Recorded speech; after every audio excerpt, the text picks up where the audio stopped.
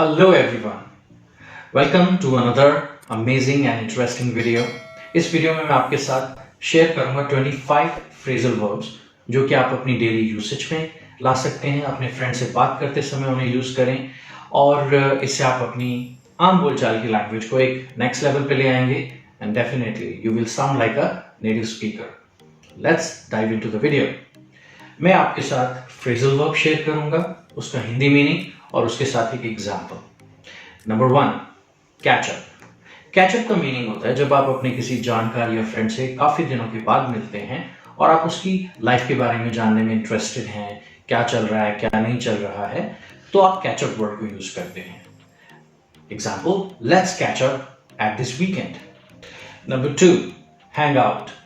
Super common phrasal verb है जब आप अपने फ्रेंड्स के साथ टाइम एंजॉय करते हैं, आपने उनके साथ एक ग्रेट टाइम बिताया, एंजॉय किया, उसको हम कह सकते हैं हैंग आउट. सो मैंने कहा कहाँ थे तुम? I was hanging out with my friends. Number 3, breakup.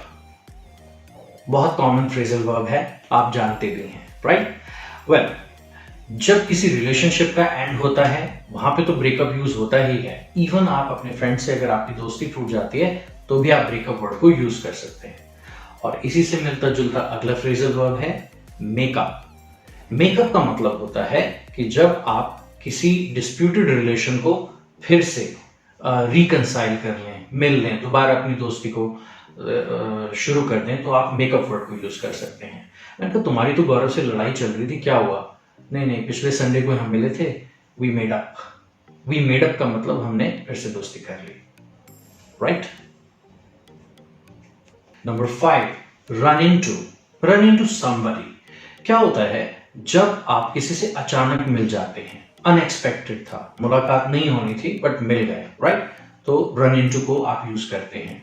Example, उस दिन मैं अपने फ्रेंड से अचानक सीपी में मिल गया, right? I ran into my friend at CP.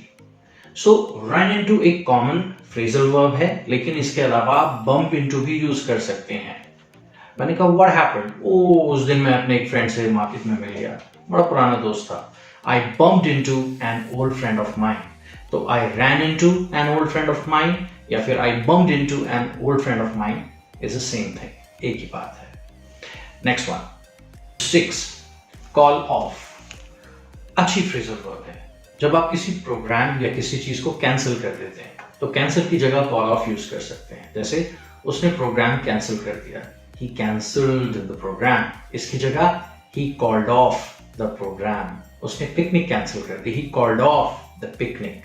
Number 7, show up. show up का मीनिंग होता है इनफैक्ट जब आप एक्सपेक्टेड हैं कि आप आएंगे, किसी जगह आपको पहुंचना है, तो उस पहुंचने के लिए अराइव की जगह आप यूज कर सकते हैं show up. मैंने कहा मैं बता रहा हूं तुम्हें, वो नहीं आएगा, he will not show up. हमने इंटरव्यू रखे थे 4 कैंडिडेट्स के, 3 तो आए ही नहीं, 3 डिड नॉट शो अप, एक आया बस, one of them showed up. तो आने के लिए केम के जगह शोड अप पास में हमने लगा दिया, right? Number 8, put up. Put up रहने के लिए यूज किया जाता है. कॉमनली आप कह सकते हैं तुम कहां पे रहते हो, where do you put up. तुम कहां पे रहते हो, where do you reside, where is your house. इसकी जगह आप ये बहुत प्यारा एक्सप्रेशन यूज कर सकते हैं, where do you put up. तो कमेंट बॉक्स में जरूर लिख के बताइएगा आप कहां पे रहते हैं. फॉर एग्जाम्पल, आप रहते हैं सरोजनी नगर में, तो लिखिए I put up at Sarojini Nagar in Delhi. It will be great to see that. और इसी के साथ हम एक और फ्रेजल वर्ब को करेंगे, put up with. Put up with का मतलब होता है जब भी किसी का एनोइंग बिहेवियर है, जो इरिटेटिंग बिहेवियर है, आप फिर भी उसे सह रहे हैं, तो पुट अप विद कहते हैं. बस अब मैं ये नहीं सह सकता हूं, या मैं तुम्हारी इन हरकतों को अब बर्दाश्त नहीं कर सकता हूं. I can't put up with you. यहां पुट अप विद का मतलब मैं तुम्हारे साथ रह सकता हूं नहीं है. पुट अप विद ये एक फ्रेजल वर्ब का पार्ट है, किसी का एनोइंग बिहेवियर वो अब मैं सहन नहीं कर सकता. तो आप कह सकते हैं put up with is equal to tolerate. जब आप सहन नहीं कर सकते टॉलरेट, और लोकल जगह कहीं पे रहना इज पुट अप, राइट? एक बार जल्दी से एक एग्जाम्पल कर लेते हैं. मैं सरोजनी नगर में रहता हूं, I put up at Sarojini Nagar. मैं तुम्हारे बिहेवियर बर्दाश्त नहीं कर सकता हूं, I cannot put up with your behavior, या I cannot put up with you. Number 10, cheer up. Cheer up तो आप कॉमनली जानते हैं, जब भी कोई लो फील कर रहा है, उदास फील कर रहा है, और जब आप उसका उत्साह बढ़ाना चाहते हैं तो उसको आप चीयर अप करते हैं, राइट? मैंने कहा लाइक मैं बड़ा परेशान हूं, मेरा मन नहीं लग रहा है, आपने कहा मैं तुम्हारा उत्साह बढ़ाना चाहता हूं, I want to cheer you up, I want to cheer you up. तो चीयर अप आप इस तरीके से यूज कर सकते हैं. Number 11, hang on. Hang on, I will be right back. मैंने कहा जरा रुको, मैं अभी वापस आता हूं. तो जब भी आप किसी को रुकने के लिए कहते हैं, स्टे देयर की जगह hang on, I am coming back. तो ये एक प्यारा एक्सप्रेशन है. Number 12, back of. Back of में बैक एक वर्ब है, इसमें ईडी आप लगा सकते हैं.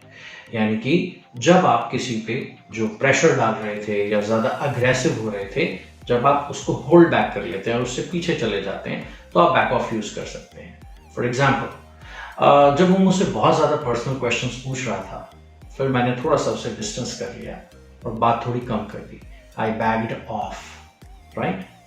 मैंने कहा अगर वो तुम्हें इतना ही इरिटेट कर रहा है, थोड़ा सा उससे हट जाओ, थोड़ा सा उतना ज्यादा मत बातें करो.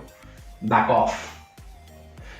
ठीक है, मैं बैक ऑफ कर लूंगा, आई विल बैक ऑफ. तो इस तरीके से इन फ्रेजल वर्ब्स को आप यूज कर सकते हैं. बाकी की फ्रेजल वर्ब्स नेक्स्ट वीडियो में. Bye bye.